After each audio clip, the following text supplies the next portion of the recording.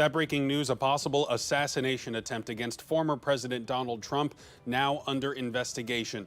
Investigators confirming live rounds were likely shot from outside the facility where Trump was holding a rally in Butler, Pennsylvania, north of Pittsburgh. The local district attorney's office saying at least one spectator was killed, the gunman also dead.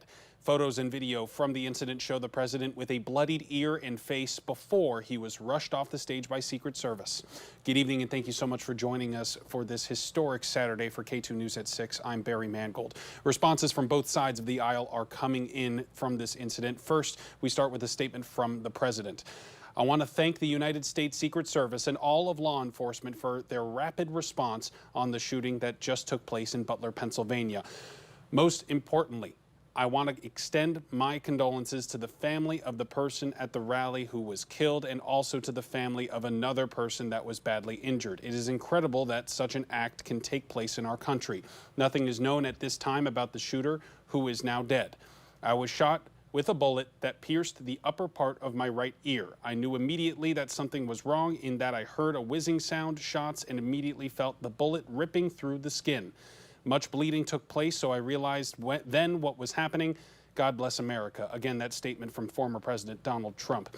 The Secret Service releasing a new statement just minutes ago. This one reads in part, on the evening of July 13th at approximately 6:15 p.m., a suspected shooter fired multiple shots toward the stage from an elevated position outside of the rally venue.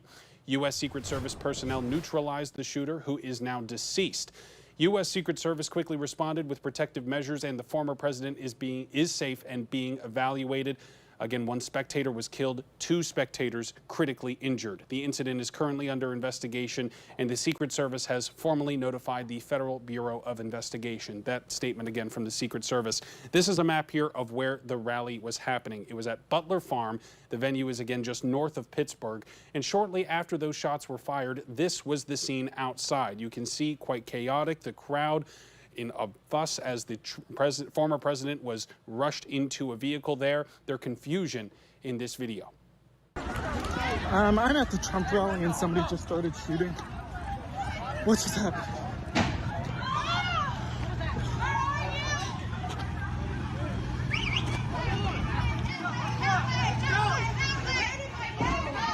Oh my God. Just a snippet of video from the perspective of a spectator there in Butler, Pennsylvania. And for more on this, I want to bring in KATU's Victor Park and Jim Moore, who is joining us live in studio. Jim is, of course, a political science professor at Pacific University. Victor.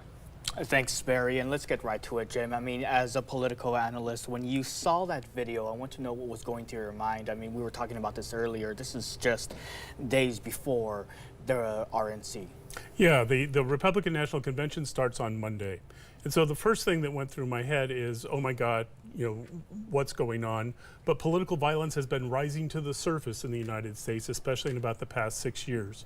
So people have been expecting something like this. In fact, almost 2/3 of Americans have been saying they're expecting assassination attempts to take place. That's how concerned people are.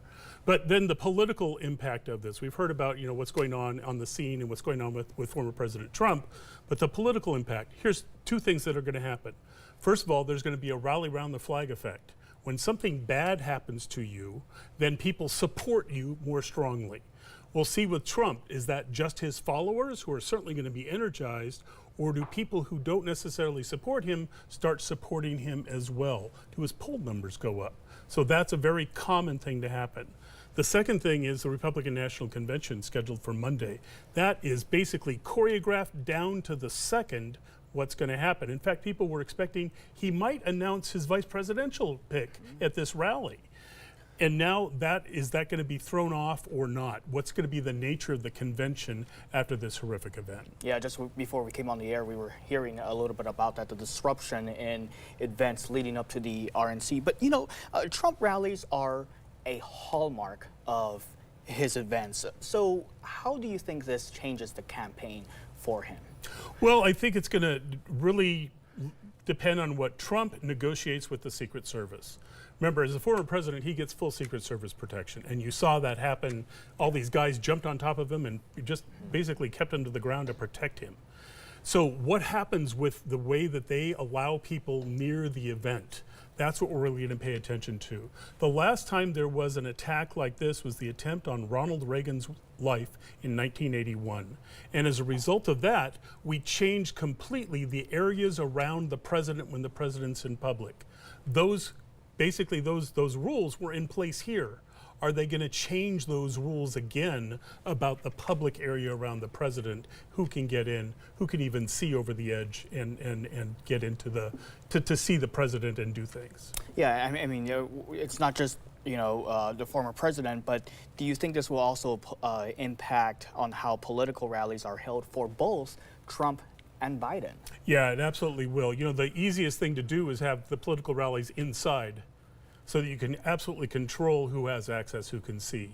It also helps to make them smaller, because then people can keep an eye on what's going on in the crowd and move more quickly and things like that. So we might be seeing a change in venue. That may very easily happen. Now the thing is, that's going to be different for Trump because he feeds off big crowds, but for the television, it's going to look pretty much the same. And remember, Trump is not elected by the people who are at the rallies. He's elected by the people who watch these on television, the millions of us around the country. So we may not actually see much unless we're at a rally itself. Okay, my last question here. What questions do you have about this moving forward or this particular incident? Sure, because of the pressure and the feelings that people have about political violence. Number one concern, does this invite copycats? That's always a concern when you have something like this. Does it invite retaliations? We have seen that before with the use of guns against one side. That often invites retaliations or talk of retaliations against the side that people say did it.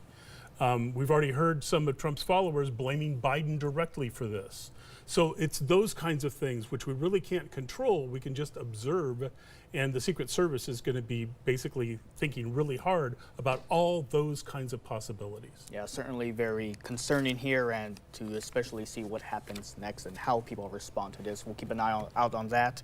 But as always, thank you. We'll keep in touch, of course. I'll send it back to you, Barry. Victor Park, Jim Moore, thank you both. And President Joe Biden speaking on this incident less than an hour ago from Delaware. Take a listen. There's no place in America for this kind of violence. It's sick. It's sick.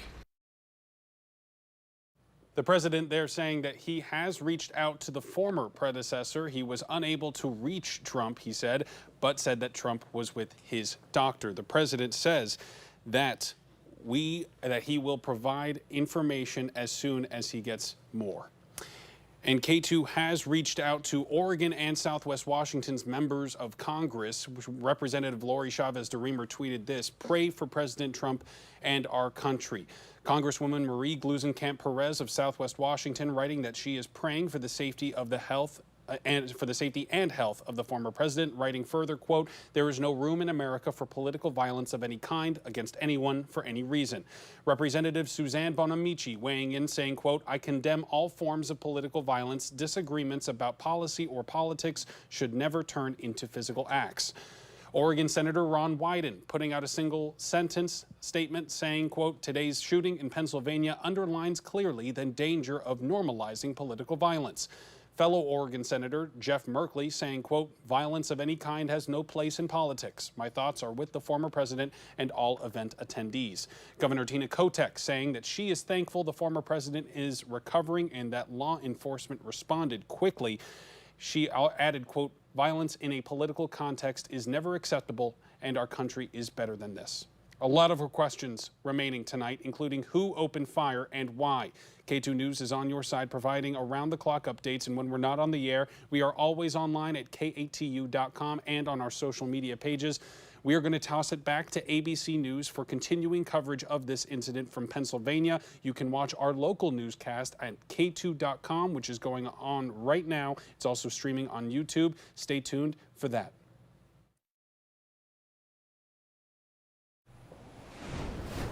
Now let's take a live look from our Unico US Bancorp Tower camera. A hot, sunny day, another one in store for us, and I have a feeling we have more heat on the way. We have Storm Tracker 2 meteorologist Sarah Bagby in for us this weekend, tracking what we can expect this weekend. Sarah? That's right, more sunshine, and we're actually on day 20 of no rain. Can you believe Wow, it?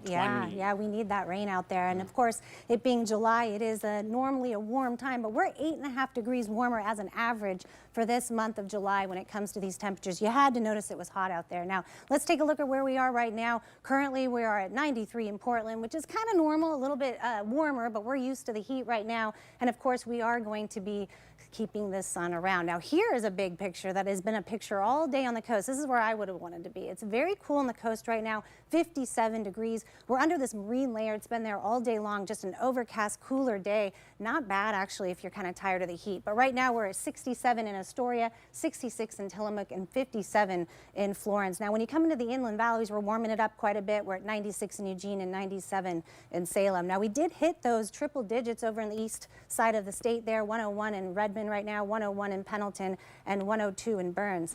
Anyone going to the Timbers game tonight? It's going to be a good one. We're playing Salt Lake, but kickoff is at 7:25, and we're looking at warm temperatures there, so do make sure you're hydrated. You're still going to need sunblock, too. 90 degrees at kickoff time, but should be a great game. Now, we want to talk about these wildfires and all these warnings out there. We have 2 major wildfires. Of course, KATU is on your side. We've been covering them for you, but what is going to happen over the next few days?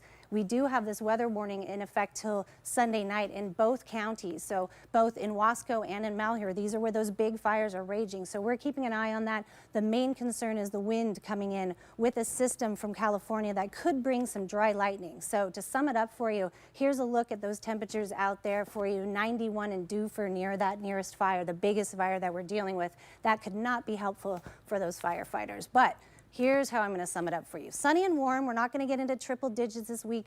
Wildfire danger remains, and that risk of those dry thunderstorms could be an issue. We'll be keeping on top of this for you. All right, Sarah Bagby, thank you so much. And this morning, the U.S. Coast Guard confirming that they responded to a boat that capsized with 5 people on board. That incident happening at the Columbia River Bar. 3 people have been recovered. 1 of them has been confirmed dead. 2 people are still missing. The Columbia River Bar is said to be one of the most dangerous bar crossings in the world. This is, of course, a developing story. KATU News will be on your side, updating you whenever we get new information. Tonight, Portland police are looking for answers after a deadly shooting at Selwood Riverfront Park. It happened around 11:15 last night. Police say they responded to a shooting report and found 1 man dead.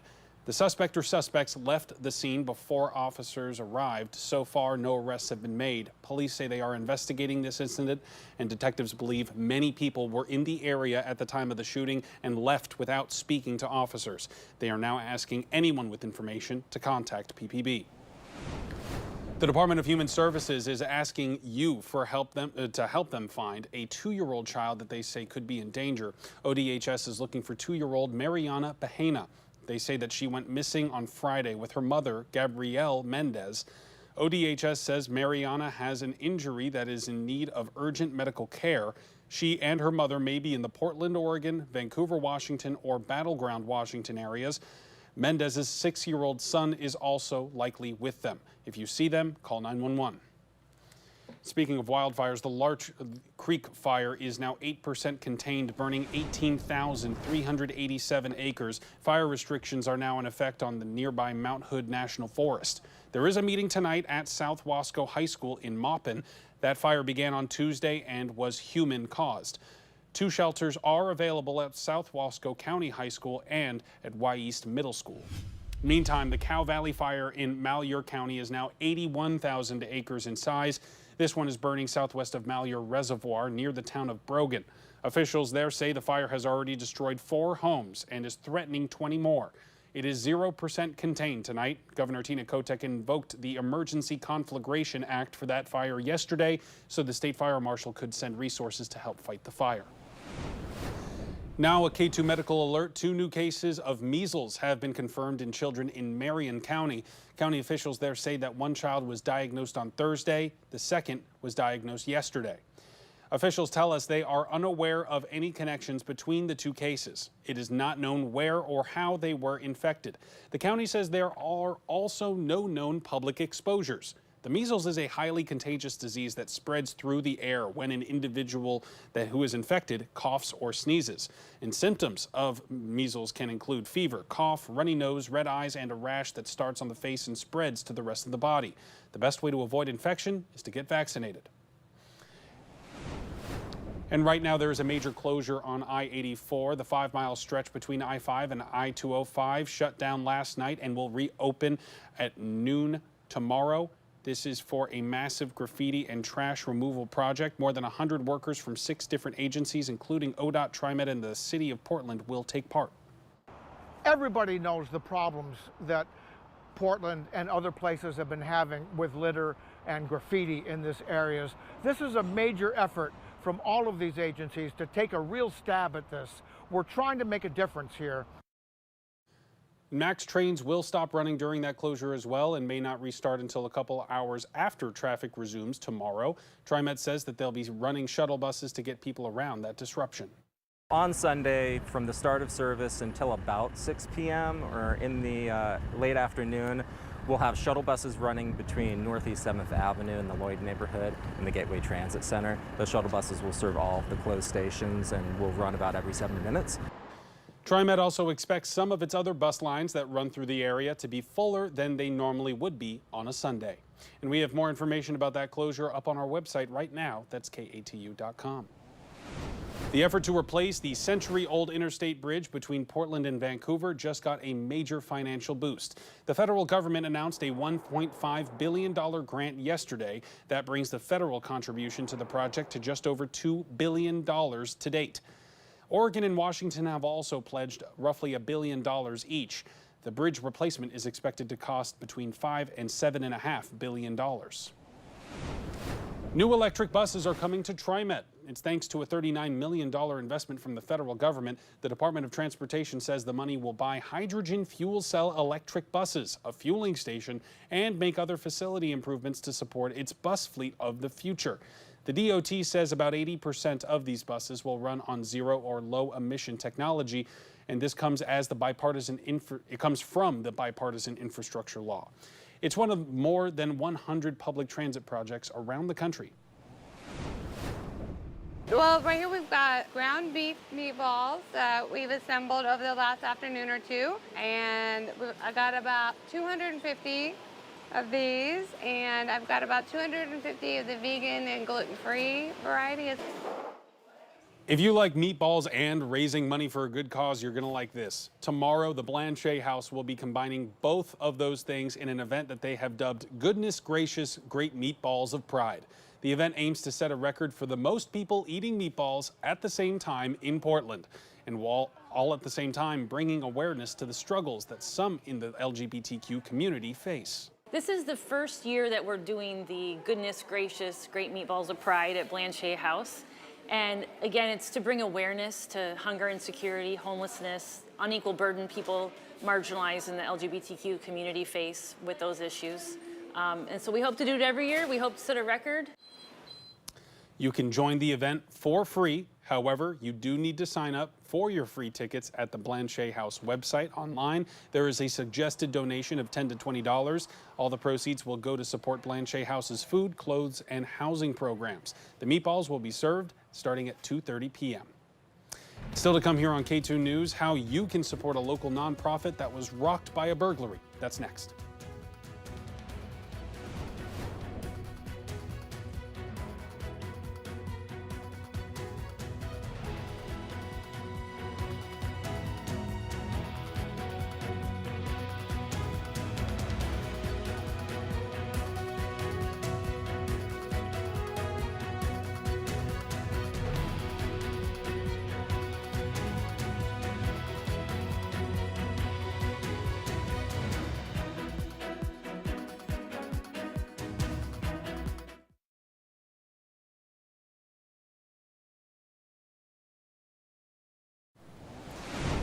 Welcome back. A local nonprofit offering transitional housing is asking for the public's help after $10,000 in supplies were stolen. We Shine says the burglary happened at the Avalon Village. Over the July 4th holiday, they say vital, basic necessities were stolen. This includes new bed linens and door locks. We Shine says the community support has been immense, and there are plenty of opportunities to help out. We understand that not everybody can support monetarily, but there are other ways that people can support our organization, like volunteering. Right now, we've been painting our fence. We do a lot of beautification projects. We have meals that volunteers make. Donations are needed to replace the stolen items. If you want to help out We Shine, you can head to their website at WeShinePDX.org. And the Portland Metro Chamber is concerned about how the county is setting up its drug deflection and sobering centers. In a letter this week, the county wrote to County Chair Jessica Vega Peterson saying that it is worried about the county's timeline for opening up those facilities and being transparent about the process. It also raises concerns about how the county will establish rules for when drug users choose deflection instead of arrest. We're digging into the details of the Chamber's letter and working to get reaction from county leaders. We'll have more for you on this story next week. A potential grocery store merger could mean changes to your neighborhood store. This comes as the owners of Albertsons and Kroger inch closer to a massive merger. This news has many people concerned about how they will shop for groceries in the future. KATU Shelby Slaughter has the story. It's kind of like a small hometown feel, so I like it, and I hope it doesn't change. A lot of questions for what's to come for grocery stores like QFC on Burnside, as a proposed merger of Kroger and Albertsons could result in 62 Oregon stores being sold to C&S wholesale grocers, owners of stores like Grand Union and Piggly Wiggly in other parts of the country. This is a wonderful store, wonderful staff. While the companies explicitly say no one will lose their jobs and stores won't be closing, there's still a lot of what-ifs up in the air. So if not a sale to Kroger with a divestiture to C&S, then what? And it's a then what that no one really can answer. Miles Ashaya with the United Food and Commercial Workers Union Local 555 says it supports the merger. He tells me the union wants to see a grocery store company running a grocery store rather than an overseas or big box retailer taking over. If they don't sell to Kroger with a divestiture to C&S, then who?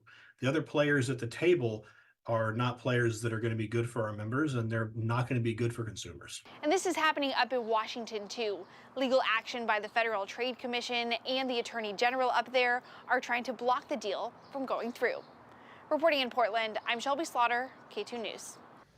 Let's turn now to Storm Tracker 2 weather coverage. Here's a live look downtown Portland right now from our standard camera. It's a beautiful day outside and not nearly as sweltering as we have been feeling, or at least as we were last week. We have Sarah Bagby in for us covering weather this week. And you were saying your AC broke? Yes, my AC broke, and even though we're not in those triple digits like last weekend, it still kind of sucks. I'm going to tell you that right now. Yeah, that's no fun at all. Right? Yeah, I wish I'd been at the coast, actually. That's where it's cooler right now, and we're going to talk about that. But first, let's talk about Portland. You know it's sunny out there, and it is still hot. Look at these temperatures right now. It is still 93 degrees in Portland right now. But when you go to the coast, it is cooler, and it's been like that all day long. Now, tonight we are going to get down to 57. That's still a little bit warmer than average, but it is nice and cool compared to what we had last week. Now, here's what's going on out there. We had this marine layer come in, and we had a little bit of that fog this morning. That's going to stick with us next morning as well. So tomorrow morning, the coast is going to feel a little bit cooler again, but that will burn off by the afternoon. You're not going to have those cool temperatures on the coast all day like you did today. And then in the Inland Valley, it's just sunshine everywhere. If you see a cloud, it's going to be early morning, and it's going to burn off. And that's kind of what we're seeing all the way into Monday. My biggest concern is what you're seeing down here, okay? In the east part of the state there, we do have the system that's actually coming up from below, from California, and that is what we're worried about because it could cause some instability over in the eastern region where we have those wildfires. The wind, the dry possibility of some thunder strikes could exacerbate any of these fires out there. So we'll be keeping a close eye on that as well. Other than that, though, these are the advisories that we're going to look at. This is in Wasco, Oregon, where we have one of those fires, and we have another one in Malheur. And again, we are in advisory effect until tomorrow evening for that, and that could continue. It would not surprise me if it does. Now, this made me think, what is the air quality around like around Portland, okay? And I was thinking it's a little smoggy up in Vancouver, but it's actually not so bad. Air quality right now is at 53.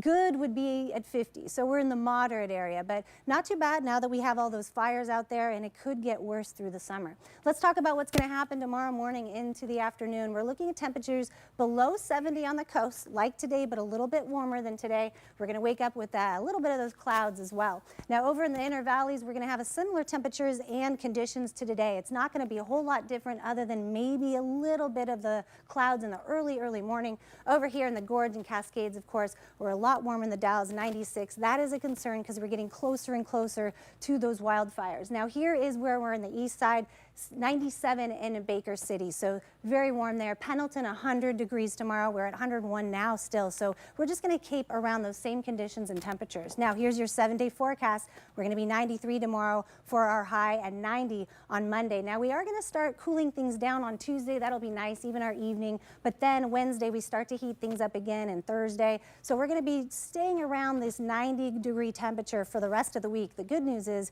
we are not creeping into those triple digits. All right, Sarah Bagby, thank you very much. And coming up, a pivotal decision made in Washington as to whether the Catholic Church will be compelled to release documents on abuse of children by priests. We'll tell you what comes next.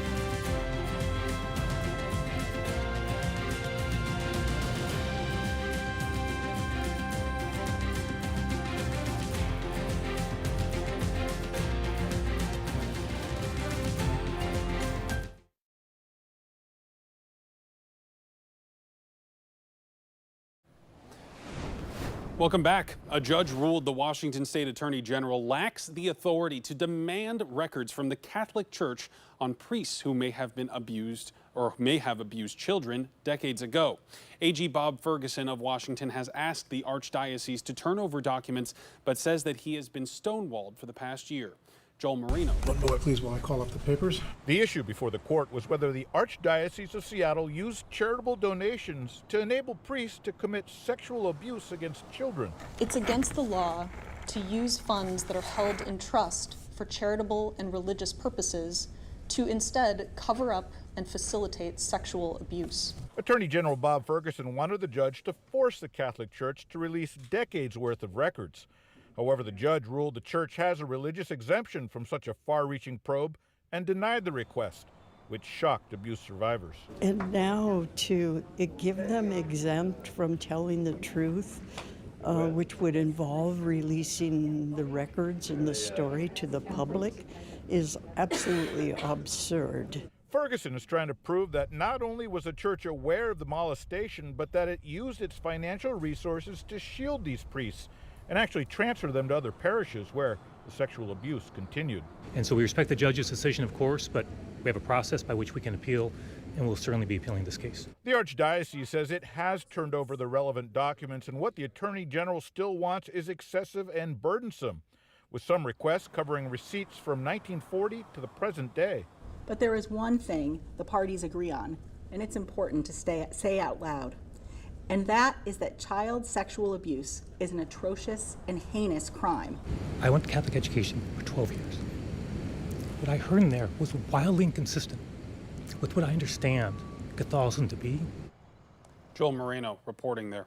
The Archdiocese says that it is committed to transparency and accountability and is willing to collaborate with state investigators. Ferguson, meanwhile, says that he will appeal this all the way to the state Supreme Court if needed. Coming up after a quick break, the latest on the possible assassination attempt against former President Trump, now under investigation. Plus, Israel saying it targeted a Hamas commander today who's believed to be a chief architect in the October 7th attack on Israel.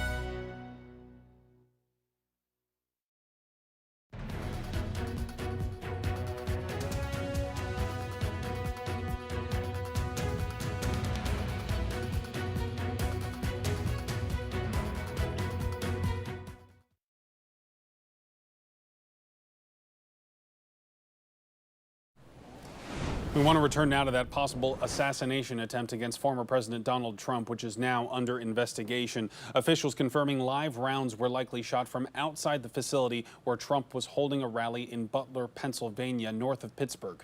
Trump was bloodied and then whisked away quickly by Secret Service. His campaign tonight says that he is fine. One rally goer was killed, another wounded. The shooter is dead. Trump supporters described the chaos at the scene. I thought it was firecrackers. And I'm like, who would be shooting off firecrackers in here?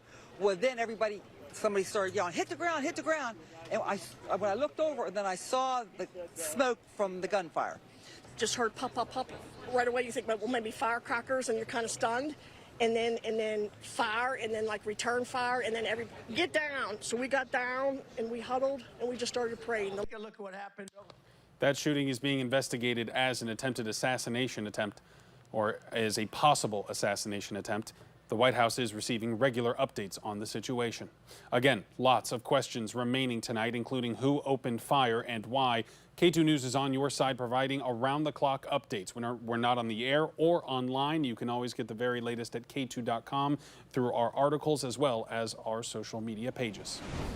In other news, Israel says it targeted a Hamas commander today who's believed to be a chief architect in the October 7th attack on Israel. It's unclear if the militant leader was killed in the operation.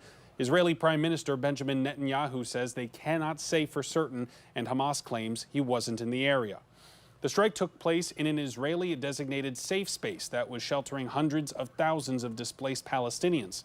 According to the Gaza Health Ministry, the operation left at least 90 dead and more than 300 hurt. At least 20 Palestinians are dead and dozens more hurt after a strike in the Khan Yunis area of Gaza today. Gaza's Ministry of Health says the strike hit an area where displaced people were sheltering. Video shows locals and rescue teams trying to rescue people trapped under rubble. And Israeli security officials tell CNN the IDF carried out an airstrike targeting a top Hamas military official this morning. It's unclear if they are related. A community in Nigeria mourning the lives of 22 students after a school building collapsed in the middle of morning classes. This happened just moments after students arrived at Saints Academy College. Of the 154 students initially trapped in the rubble, police say crews were able to rescue 132. The state government is blaming the collapse on the school's, quote, weak structure and location near a riverbank. Officials are now urging similar schools to shutter their doors out of safety. Ukraine's President Zelensky responding to President Biden's tongue slip after the president accidentally referred to Zelensky as President Putin when introducing him at a NATO event on Thursday. The U.S. president accidentally referred to Zelensky as President Putin when introducing him at a NATO event on Thursday. Biden then went on to say Zelensky will beat Putin, which the Kremlin described as, quote, unacceptable. Zelensky's response to the tongue slip came on Saturday upon his arrival at Ireland's Shannon Airport. Frustrations are mounting in Texas today, where more than 600,000 homes and businesses are still without power 5 days after Hurricane Beryl made landfall.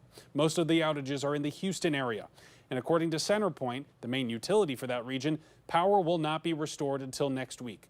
But with temperatures consistently above 90 degrees, tensions are starting to boil over. Standing in place of Governor Greg Abbott, Lieutenant Governor Dan Patrick says the blame falls on the utility company. We were prepared at the state. Everything we were asked for at the state, we provided everything. We're on top of our game. CenterPoint was not prepared as they should have been, and that's created a lot of these problems. We're going to have hearings. We're going to have investigations, but I'll get all the answers from them later. I want the power up right now. And until that power is restored, the city of Houston is opening up cooling centers to help residents escape the heat. Speaking of heat, for weeks now, extreme temperatures have gripped much of the U.S., and it's creating a host of new problems. And more Americans are becoming infected with a tropical disease. States as far north as Illinois and New York are now seeing cases of dengue fever. In fact, across the U.S. and Puerto Rico, there have been more than 2,500 cases just this year. That's 5 times higher than this time last year. The culprit, infected mosquitoes. Mosquitoes love warm weather, so over time we're starting to see dengue spread in mosquitoes more northward. And experts say with higher temperatures and higher rainfall amounts, mosquitoes that carry dengue viruses are extending their range. And bird flu is spreading among dairy cows and some humans, but still not going from human to human. Still, scientists are sounding the alarm about this. They say the U.S. is not ready for the next pandemic. The level of situational awareness we have amongst the cows and amongst the humans that have contact with those cows is too low to be confident that we have this under control. The CDC says the risk of human-to-human transmission or severe illness from direct contact with an infected animal remains low. There is no need for vaccinations yet, but some scientists say not enough cows or humans are being tested. This means the outbreak could be worse than we're aware of. The CDC says because this virus is infecting cattle, or because the virus infecting cattle is new, federal officials have to build up trust with the farmers to test their herds. That can pose challenges. Farmers may cite privacy concerns or worry about the stigma of a farm with an outbreak. One of the challenges with outbreak response is, unfortunately, you never have all the data you want at the time that you need it in order to move forward. CDC Deputy Director Dr. Shah says federal agencies are closely monitoring this virus for any unusual changes. The average person not working on a farm should not be concerned. Dr. Ruth Westheimer, the sex therapist who became a pop icon and best-selling author through her open conversations about sex, has died at 96. The Holocaust survivor was never shy about discussing topics that were once taboo. Dr. Ruth had her own 2-hour television show, Sexually Speaking, where she took callers and had 2 million weekly viewers. I would like to see even more men and more women to be what I call sexually literate, to really know what they need, what their partner needs. She encouraged open dialogue on issues people were once uncomfortable discussing. Her children announced that she died peacefully at her home in New York City, surrounded by family. She died 1 month after celebrating her 96th birthday. Bubbly exercise enthusiast Richard Simmons has died as well. The news was confirmed by ABC News through Simmons' representative. Simmons was best known for his uplifting spirit in dozens of exercise videos in the 1980s and 90s. His videos were designed to be accessible for all kinds of people, old, young, large, or small. But in recent decades, Simmons shied away from the spotlight. Details of his death have not yet been released. He was 76 years old. More to come after a quick break. Health screenings are important, yet many people push them off. How seeing a dermatologist saved one man's life. Plus, seniors' Social Security payments could look different next year. Why they could be getting smaller when we come back.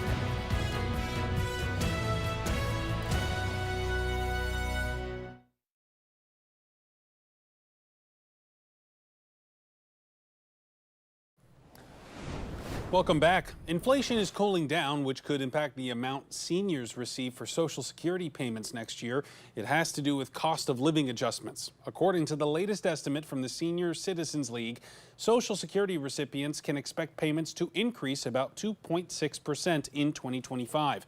Last year's cost of living increase was 3.2%. Cost of living adjustments for Social Security are determined using data from July through September. So if inflation continues to cool, that adjustment could be smaller despite higher inflation rates near the start of this year. Women are set to inherit trillions of dollars in the coming years in what's being called the Great Horizontal Wealth Transfer. According to a UBS Global Wealth Management report, over the next 20 to 30 years, aging baby boomers and older generations are expected to pass down $84 trillion in wealth to family members and charities. $9 trillion of that is expected to go to spouses and partners. And because women typically outlive men, much of that will go to women. Women now make up more than 11% of the world's millionaires, nearly double the share from 2016. A medical alert for you tonight. It's not always easy to get in to see a dermatologist, but it is important. And medical reporter Barbara Morse introduces us to one man who learned that lesson just in time. I travel all the time, so I cruise every month. So it's no surprise that Todd Ellison had in the past been diagnosed with skin cancer, which is why he saw a dermatologist regularly. Then the pandemic hit. And while that paused those visits, he did volunteer at annual community skin cancer screenings. We were at a little bit of a lull. That was last summer. So I said, I haven't been to the dermatologist in a while. I'll go get a screening. That's when they found 2 suspicious spots. He did have a history of a type of skin cancer known as basal cell. They're usually not fatal, but can go deep and cause a lot of structural damage. Turns out he had another one on the back of his knee. Didn't even know it. And then 6 months later, a more serious type of skin cancer was diagnosed. It was early stage melanoma. Melanoma is the one that we're most concerned about. Because those can spread and become life-threatening. Something else to know. Once you get one, you definitely need to keep following up because new things will pop up. Dermatologist Dr. John Kawaoka says you don't even need one burn. Every time you go out in the sun, and every time you're getting even just a little bit tan, you're getting some sun damage, and that accumulates. Todd is now super vigilant about applying sunblock. You want to put on the sunscreen, the SPF 30 or greater, something that says broad spectrum and water resistant. You want to put it on all sun-exposed areas. No matter what your skin tone, sunscreen should be reapplied every 2 hours, and wearing wide-brimmed hats and sun protective clothing is also a good idea. I'm medical reporter Barbara Morse. Coming up after a very quick break, one former local superstar returned to his alma mater to give back to future generations. We'll have that story for you next.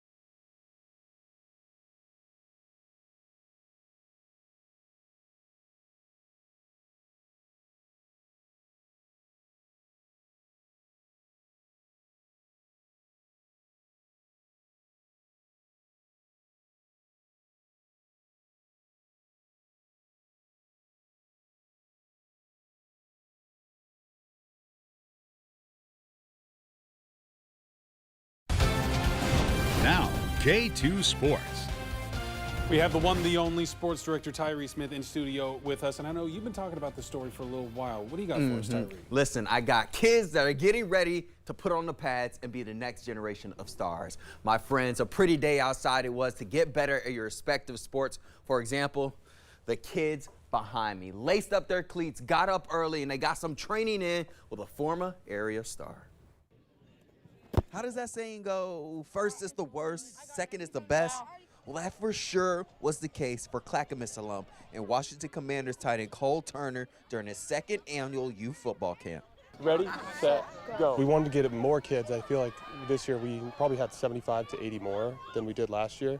So I think that just comes with recognition from how well it went last year. I think that's a tribute to how we did it last year. Over 300 future superstars, boys and girls, took to the field at Clackamas High to run through multiple drills, mini games, all that to help teach the basic fundamentals of the game of football. We did linebacker drills, defensive line. I met NFL player, and it was really fun. It gives me time to do something when I have nothing to do. I'm going camping this afternoon, so it's a good thing to do before that. Turner was also here at his alma mater back in February when the school retired his number 13 football jersey. A surreal moment then for the Commanders tight end. It's special, especially considering I'm only going into my 3rd season, and like you said, I'm only 24, so to have my number retired, it kind of makes me feel old, but at the same time, I'm thankful for the recognition. A year of being recognized and giving back for Turner, and he hopes the kids who attended the camp left with this piece of advice in their head. I just hope they know that it's possible to come from any circumstance and make it to the NFL. And I know I was the first player to make it from Clackamas High School to the National Football League, and I hope that one day there's a kid from this camp that will go on and play, and we'll still remember this time. Go Commanders! I like hearing that. I knew you were going to As say a DC native or DC area native, I have to be a little bit biased. Okay. All right. that's Awesome story. Yeah, that's great to do it. How was it being out in the camp? It was hot, it was fun, but those kids were having a lot of fun out there running around, drinking the water, getting the drills in. It was a great time. All right, Very cool. Tyree, thanks so much for that. I know that we got to talk about the Heat. We know we have to. Not triple digit, but it's not going anywhere Yeah, either, right? you can't complain after last weekend, right? It's a lot better than it was then, but we do still have these advisories out there. Now, of course, we have heat warnings, but these are going to be in the east side of the state, not near the Portland area. In fact, most of them are outside of our viewing area, but there's still concern, especially if you plan to be traveling. And of course, we have the wildfires as well. Most of it heat watches, but I want to warn you that we do have those 2 wildfires going on the east side there. So that means that we are definitely not creating the best conditions. They are going to exacerbate. We're getting the winds in the afternoon, and I don't see those letting up in the next 5 days or so. Now, right now, it's 94 in Dayton, always beautiful out there. Had to show you this. This is what the coast looked like all day long. We've been under this marine layer, and it's actually been kind of cooler out there. Kind of a nice, comfortable temperature, I'd say, but 55 right now at the coast. And then here are our other temperatures around the Portland metro area. Portland itself is still at 93 right now. Vancouver, 91. Hillsborough, 93. Troutdale, 94. And Salem, 97. So still very warm out there. We didn't hit the triple digits near Portland, only on the east side. But here's our hour by hour over the next few nights, okay? So this is 6:30 in the morning. We're already going to be near 60 near Portland, Beaverton. Forest Grove will be about 56, and that's kind of what we'll see as we go more west. It'll be a bit cooler. We do have clouds expected on the coast another morning with a little bit of those cooler temperatures, but they will burn off by around noontime, and then you'll have warmer temperatures in the afternoon. Now, by Sunday 3:30, that's when we get into our heat time, right? Those 93 in Beaverton, 93 in Wilsonville, even McMinnville 93. So we're looking about the lower 90s there. Forest Grove staying a little bit cooler at 85, at Estacada 88. Now, here's what happens into Monday. Monday is when we start to cool things down a bit. So we'll be getting into the upper 80s near Portland and Beaverton. We'll be a little bit cooler on the coast. McMinnville will get up to 90 degrees. And of course, Estacada sticking around 80 degrees there. Now, Tuesday, we actually will be really, really warm. That's when we start to heat things up. 95 degrees in Beaverton for our heat day and 95 in Wilsonville. On the coast is also going to be warm. We won't have as much of that marine layer. Now, the main issue, of course, are the clouds coming in from California that could cause some instability in the east side of the state, and that is what the problem is for the fire. So we'll be tracking that for you. But the next 7 days, not too bad as long as you're okay with near 90-degree weather.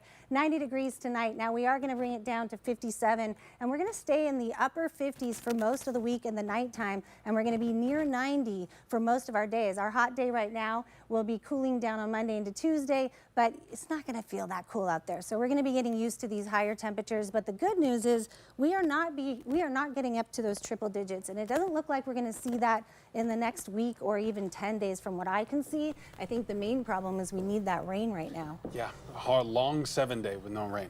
Yeah, no rain. Now we're on day 20 of no rain, which is, yeah, in July, that's actually, normal not to have it, but we need a little bit of the sprinkling in Still humbling to hear 20, though, Yeah. Thanks so much, Sarah. No problem. And hey, stick around. An adorable rescue happening in Tigard.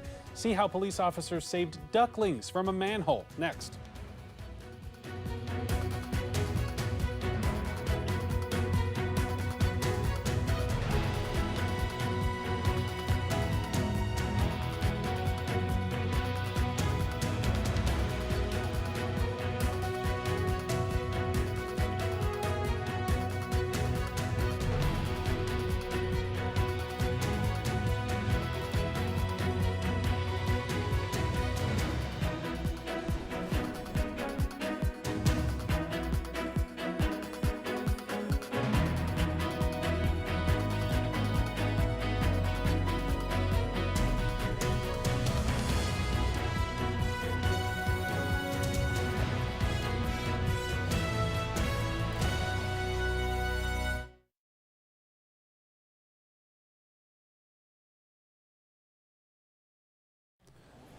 Just a few more stories for you before we go. We had to share this adorable update from the Tiger Police Department. Officers managed to follow some ducklings who followed their mom down the wrong hole here. They fell down a manhole, and the department shared these photos in a post on X today.